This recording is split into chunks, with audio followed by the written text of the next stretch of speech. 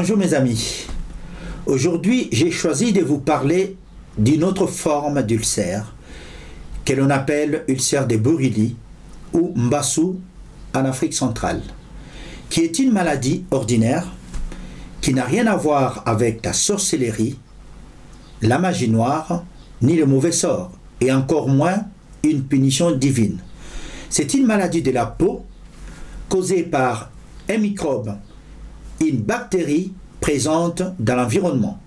Cette maladie touche 48% des sujets en Afrique. Le plus souvent sont des enfants de moins de 15 ans. En Australie, il y a 10% de personnes touchées et au Japon, 19%. Pas de différence importante entre hommes et femmes. Toujours est-il qu'il n'y a pas de transmission directe d'homme à homme. Merci de ne pas hésiter de vous abonner et surtout de partager cette vidéo. L'ulcère de Burili est une infection chronique débilitante. Ça veut dire quoi? C'est une infection qui affaiblit le système immunitaire. Cette infection est causée par bactéries qu'on appelle Mycobacterium ulcerans. Ce micro-organisme appartient à la famille des bactéries responsables de la tuberculose et de la lèpre. Cette infection affecte la peau et parfois les os et peut entraîner des déformations et les incapacités permanentes. Cette infection, Mycobacterium ulcerans, conduit souvent à une destruction étendue de la peau et des tissus mous, avec formation d'ulcération importante, généralement sur le membre. C'est la maladie tropicale la plus négligée. Le Mbassou a été observé, semble-t-il, depuis 1897 en Ouganda.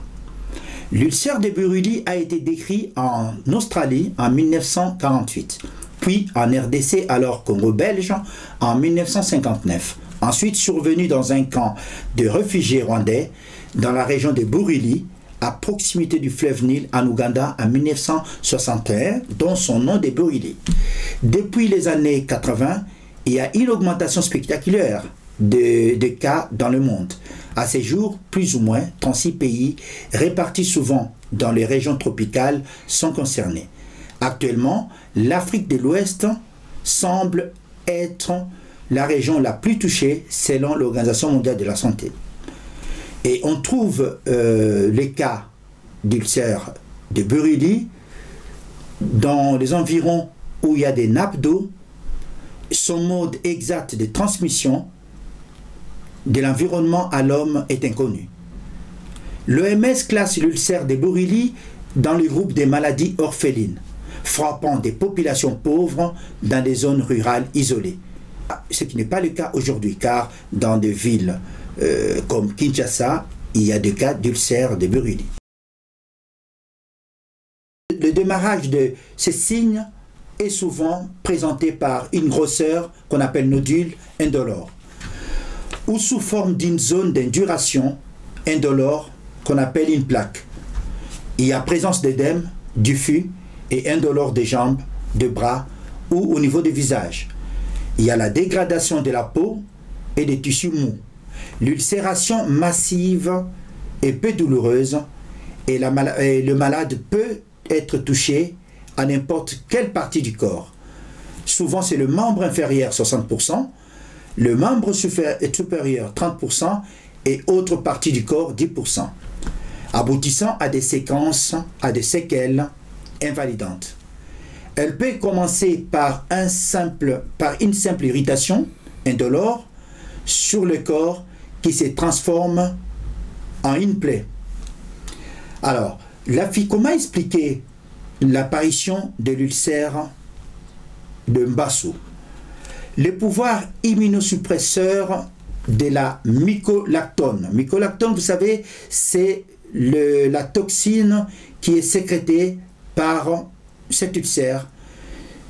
La mycolactone au niveau local permet à la maladie d'évoluer sans douleur ni hyperthermie, ni fièvre. Et en cas d'absence de traitement, ou parfois au cours de l'antibiothérapie, les nodules la plaque ou l'œdème continue pendant des semaines à se développer comme une lésion classique au bord creuse. Il arrive que l'os soit touché, ce qui entraîne de grosses déformations. Le mode de transmission est encore l'objet de controverses. On ignore encore le mode exact de transmission. Toujours est-il qu'il n'y a pas de transmission directe d'homme à homme. Un lieu généralement reconnu dans un contact avec de l'eau stagnante. Les aménagements hydro-agricoles, on n'a pas de preuves, mais ce sont des hypothèses. Les insectes, on parle de certains moustiques, les punaises aquatiques de grande taille, 3 à 12 cm, qui sécrètent une toxine et la toxine qui va siéger sur la peau, sur la plaie. Ce sont encore des hypothèses. On note qu'en Afrique, il y a des femmes et des enfants qui sont beaucoup plus atteints que les hommes. L'OMS estime à quelques 100 000 le nombre de personnes atteintes d'ulcère de Buruli.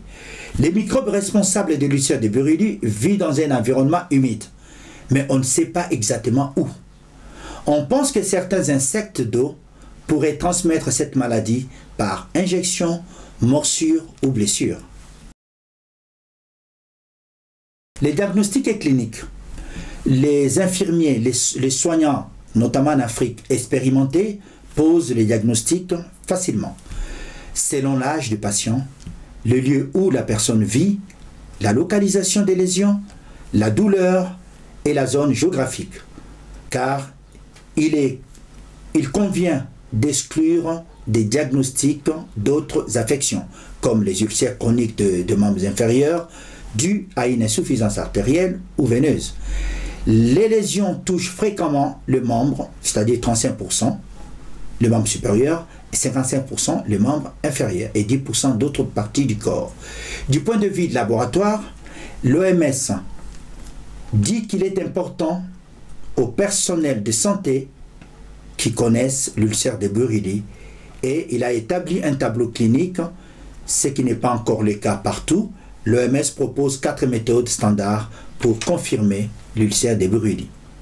La première technique, c'est l'amplificateur génique qu'on appelle PCR. Les résultats sont disponibles dans les 2 jours. La fiabilité, c'est de 90%. Il y a le deuxième examen qui propose aussi, c'est l'examen au microscope.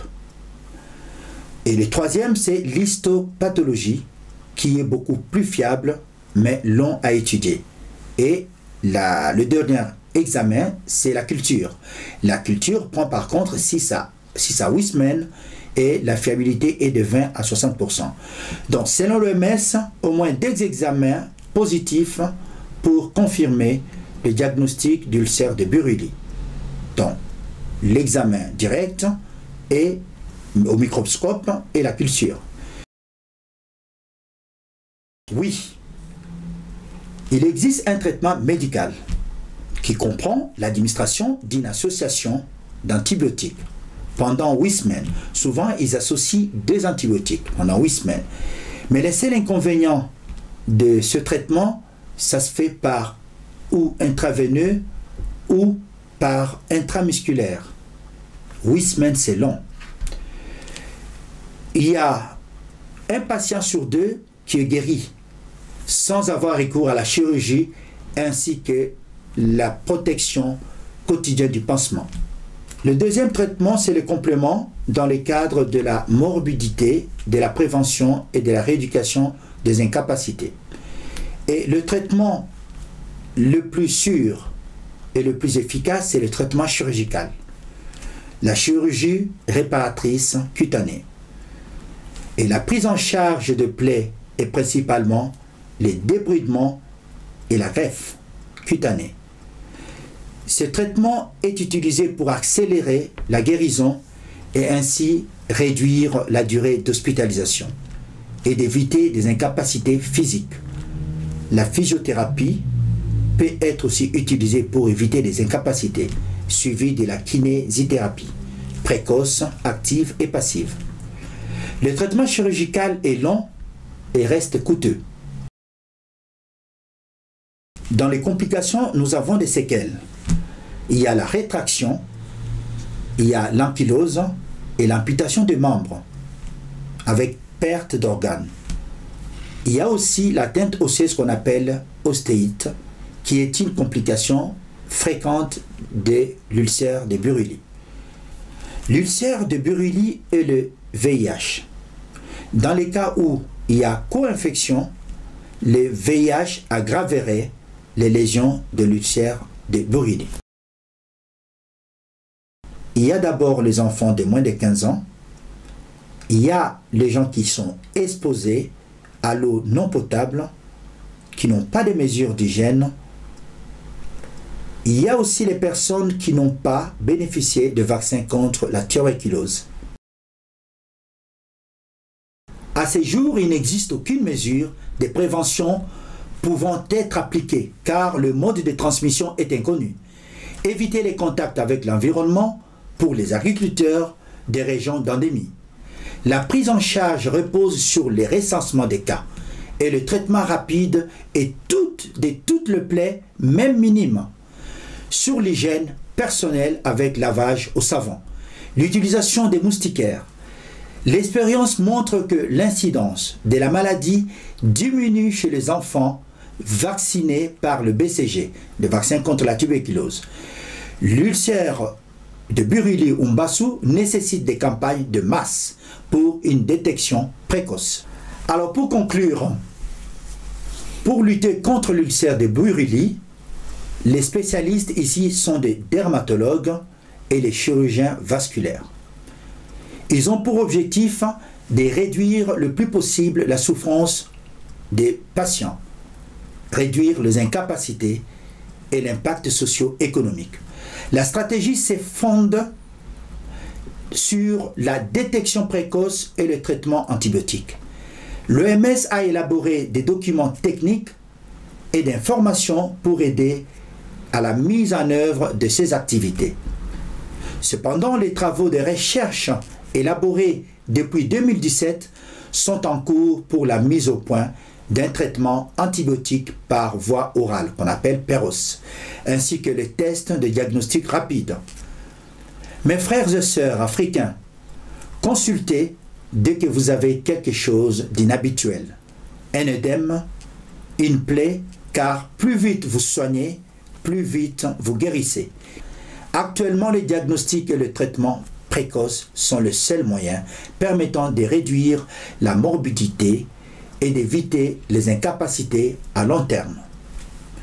Voilà mes amis, je terminerai toujours par les conseils de ma mère qui me disait en Tétéla que papa Dembaki Nekama Nyamase, ce qui veut dire papa être en bonne santé est beaucoup mieux que d'avoir un bon repas composé du riz, de la viande, du poisson et de feuilles de manioc.